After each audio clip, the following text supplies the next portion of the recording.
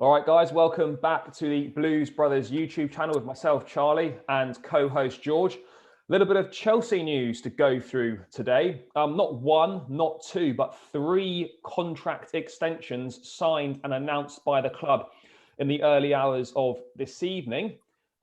First one, George, less than 6 days after bringing Champions League success in Porto, Thomas Tuchel has signed a new 2-year extension to his deal, so a new 3-year contract. I think, from my point of view, he's done a fantastic job since he come in. He's turned the fortunes of the club around with exactly the same group of players that were struggling so much. And this new contract is fully justified to try and push forward into the coming years. What are your thoughts on Tuchel contract extension? Yeah, I mean, it's we expected it, and I think it was, like you said, fully deserved. It follows natural course of action, really, for someone who's just won the most major honour in club football in such a short space of time. And we all know the impact he's had at the club. It has been phenomenal to get us from where we were to now being crowned the Kings of Europe. So very, very similar to the Di Matteo style, where, you know, they came in mid-season, didn't do so well in the league, won the Champions League, and it will be very interesting now to see where we push on from here, and how long he actually stays in that contract. Again, at the moment, it seems like it's untouchable, and whatever happens, he'll be there. But we all know the Chelsea way: a bad start to next season, and I wouldn't count out him being on the chopping block before Christmas, because you just don't know. This club, whether you love it or hate it, at times we demand success. And I think we were just speaking just before we started the YouTube video that I think now is not a time to stand still and reap the rewards of Champions League. Enjoy it for a day or two. Enjoy it now, while the Euros is going on. But as soon as the international matters are finished, we need to come back to Cobham and hit the ground running and challenge for the title 100%. And Tuchel knows that. And anything short than that, mate, and again, there'll be questions asked, because football fans have such short memories, and it only takes a bad first third of the season to then be like a distant memory, the Champions League. Yeah, I think we've experienced it with a number of managers over the years. Just to name a few: Jose Mourinho, obviously Antonio Conte winning the league in his first season and then gone the next season. Carlo Ancelotti sacked in the tunnel, ironically, at Goodison Park the year after winning the double.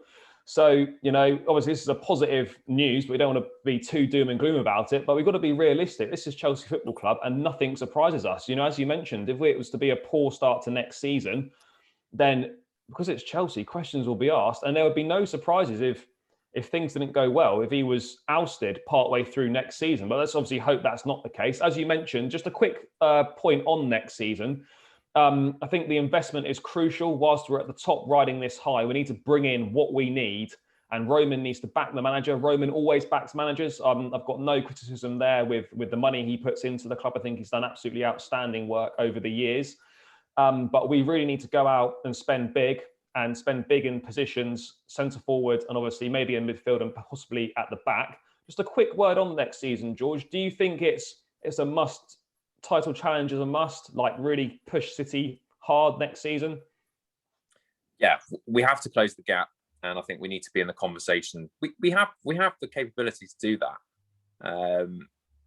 City have got big things in transition as well, as have Liverpool. So I don't think it's impossible to say that we can challenge, and that's all we're asking for. I'm not saying we're going to run away with the title, but stranger things have happened, as we all know from this season alone. Who would have thought we would have won the Champions League, back in December? So it's tougher in many ways, because it's over 38 games and it's who's the most consistent. A cup run is something else, but we have to push on. I think the main trouble is the position we're after is so highly sought after from all the other clubs.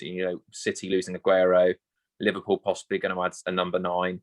United almost certainly looking for a number 9. So all the big clubs are kind of in the same kitty to go for the big names that we all know are circulating around at the moment. So whoever really lands those big signings, I'm talking about the Haalands, the Lukakus, and those types of players, and the Kanes that we've alluded to in previous videos.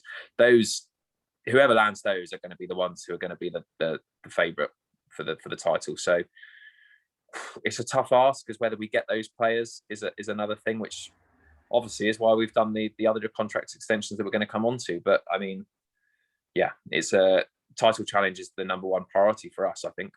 Yeah, 100% agree. I think we just need to close that gap. I'm not expecting a title next season, but as you said, you just never know with football. But we have to close that gap and at least be aiming to finish higher than fourth, 100%. But that brings us on to another contract extension from a player who's come in and done very, very well, had a great impact, and that is Thiago Silva. Just a word on the importance of extending his deal for a further year.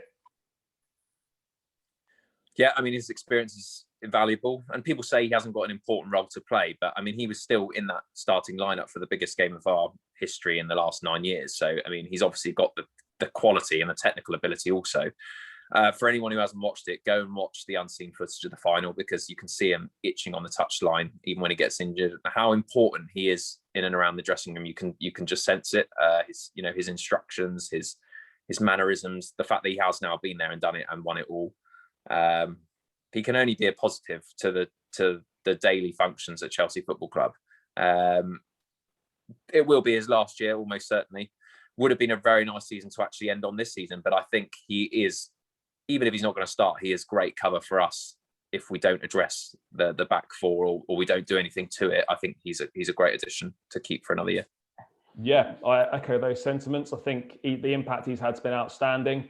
And I think one thing is important. Obviously, we know he's not going to play every game next season, but as an impact to come in to play a few games here and there as cover, etc. And his knowledge and impact around the training ground as well for the younger players. He's been there and done it throughout his career. I really don't think we've replaced John Terry as that kind of character in the dressing room. I'm not saying Thiago Silva is the same character as John Terry, but he's in that mold. And I think that experience behind the scenes will be absolutely invaluable next season for us as we try and push forwards again. But that brings us on to the final contract extension of the day, and probably the most surprising, actually, given that there's been a lot of rumours, particularly with AC Milan looking to land Olivier Giroud. George, how surprised are you that he signed a new one-year extension at the club?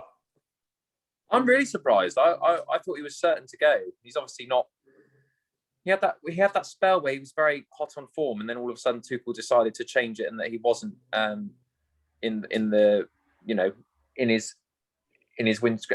rear view mirror. Really, he wasn't part of the plan. Similar with Tammy, and with his age and everything as well. I thought, now winning the competition, the Champions League, he's done it all. So I think it was natural for him to maybe look elsewhere, get some more regular football.